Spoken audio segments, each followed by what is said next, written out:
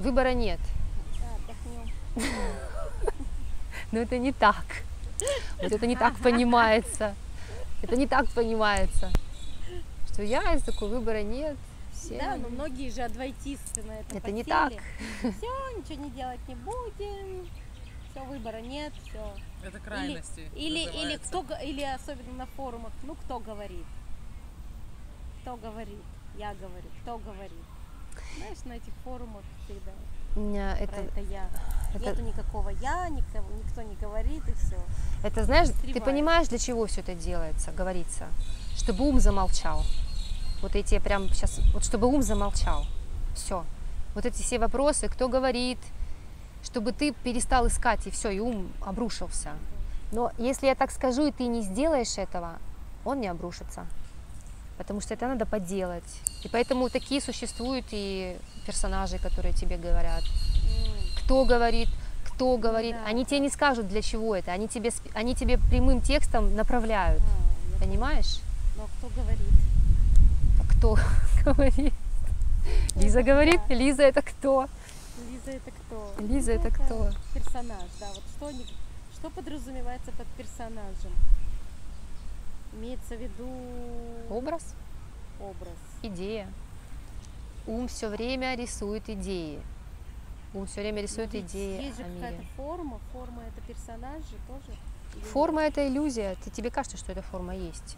Она не. Ты просто оцениваешь ее чем? Глазами. Я же говорю, даже ученые уже говорят, если у тебя было зрение на микромир настроено, ты бы не увидела свою форму тела как форму. Ты бы увидела груду кишащих частиц. И где бы ты отделила свою форму от этой формы меня или еще кого-то, или дерева. Это ограниченное зрение. восприятие. Да. Иллюзия, грубо говоря. Иллюзия это то, что не настоящее. Иллюзия это то, что можно оспорить. Да, это временное. то, что не железобетонное, то, что меняется, да? Его нельзя ухватить в какой-то момент времени, да, постоянно, не постоянно, да. Это не постоянно, временно. Да.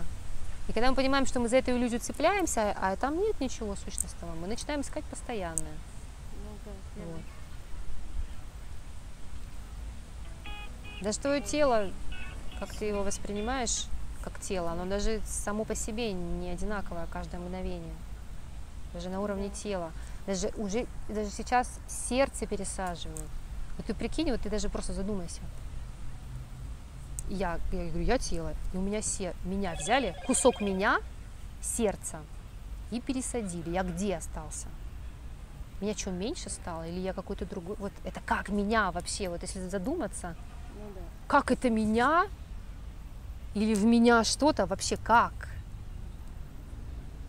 То есть не бывает такого какого-то коллапса, Бывает, такого в да, понимании, у меня что бывает. как-то это странно звучит, что-то Очень странно. как-то не доверяю я этому, я не могу быть этим, как так вообще? Да. Или в меня что-то залить там, да? То есть что это, меня больше стало или как? Вот. Но куда мы уходим? Вообще, это как? Кто, когда Это умирает? странно. Умирает идея, Личность твоя умирает, личность умирает. Да. Что остается? остается то, что и было всегда. Ты был. Вот мне недавно знакомая говорит, ты знаешь, говорит, я стала видеть, когда люди вот умрут. Ого. Она говорит, они, говорит, такие светящиеся становятся, у них, говорит, лица светятся каким-то нереальным светом. Да. Вот ты этим и остаешься, тем, что ты всегда есть. Это все уходит временно. Ну, а потом опять воплощаются, да? Ум, И последняя мысль зависит- воплощает их в сансару, да, получается? зависит, конечно, зависит от тебя.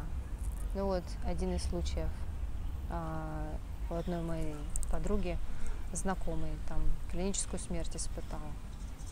И он только-только там соприкоснулся с трансцендентностью и увидел образы там своей семьи, друзей. И он буквально прицепился к образу и опять ушел, в тело вернулся. То есть это зависит от тебя, но это тоже игра. Надо понимать, что это игра сознания, игра высшего. Ну да, там другие измерения, там, да, все это. То есть это тоже не ты, так нужно было. Ты когда во сне, у тебя есть тело? Ты можешь испытать выход из тела и видеть свое тело лежащим на кровати. Да, я, кстати, Кто есть? Ты есть. Тело, вот лежит труп. На него смотришь. У тебя, кстати, был Бывало. выход из тела? Да. Но это тоже не ты. Это тонкое тело. Это тонкое тело. Тонкое тело это тоже ум, да? Все есть из я. Я есть все. И тонкое тело, и толстое тело. И все вот это. И когда ты понимаешь это, что вот эту матрешку, что Ну да. до чистого доходишь, что вот это чистое невозможно уничтожить. Этот мешок уходит. Тонкое тело не я. Я вечно существующая. Что я застряла на тонком теле. Тонкое тело, да, многие зависают, но ты знаешь, вот не разобравшись вот в толстом, лучше не лезть в тонкое. Будет то же самое. Те же привязки опять привязываешься к новой идее, к новым формам, к ощущениям. А если к тонкому телу доступ дойдет, то там же, ой, что только можно, что только нельзя сделать. И хочешь туда, хочешь сюда полетать, и столько всего интересного, и новые привязки, и новые цепляния. Все это, понимаешь, должно быть такое, как бы такая точка, когда ты понимаешь, что нет разницы. Вот, а разница есть у личности, когда она вот здесь вот мир материальный, а в тонком прикольней. Да? Это все эго-личность сравнивает. У нее все время есть сравнение, вот эта вот двойственность. Должна быть такая точка, когда у тебя все действительно чувствуется как одно, и нет разницы. Ну, да. Вот когда ты перестанешь вообще настолько себя с этим телом отождествлять, и у тебя вообще вот все вопросы просто исчезнут, это показатель. Вопросы, которые поиск задают в тонком мире, что со мной будет, еще что-нибудь там, прокачать, что-нибудь там, закачать, энергии какие-нибудь там, что-нибудь еще. Вот, когда это все уйдет, и у тебя будет такое прям реальное чувство, что нету разницы между сном, между бодрствованием, сном со сновидениями, там тонкими, толстыми всякими перемещениями. Ты будешь, эти будут вещи происходить, но они для тебя не будут иметь как бы приоритета. Ну да, я понимаю. Понимаешь, как у тебя нет приоритета между... Как сравнить сосну и дуб? Невозможно. Ну, да. Что из них лучше? Как это вообще возможно ли это сравнить? Нет. Просто есть это и есть это, и все. Уже интерес, У тебя теряется, да. А почему теряется? Потому что поиск теряется. Ну да, поиск. А пока есть поиск, ты такой начинаешь там, это лучше, это хуже, здесь прикольнее, и пойду-ка я лучше туда. Новое отождествление, опять новая идея я. Вот этим эго живет. Его нету. Когда ты поймешь, что его нету, что это просто игра сознания.